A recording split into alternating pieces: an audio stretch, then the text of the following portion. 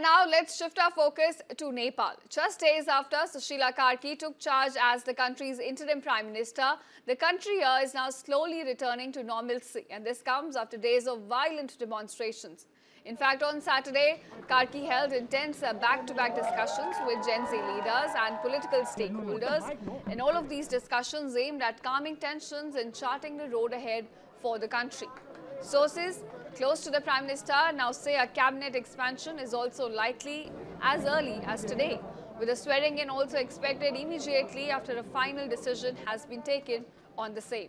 Meanwhile, the President's office has officially set March 5th as the date for next parliamentary elections in Nepal. And on this, President Ramachandra Paudel has also urged all political forces to come together and ensure peaceful democratic polls take place in the country.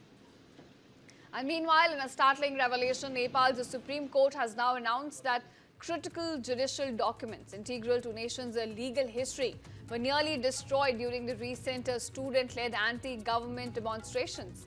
Remember, the protests, which have swept across several parts of the country, escalated earlier this week, prompting security concerns and also raising alarms about the safety of vital state institutions that represent democracy in Nepal.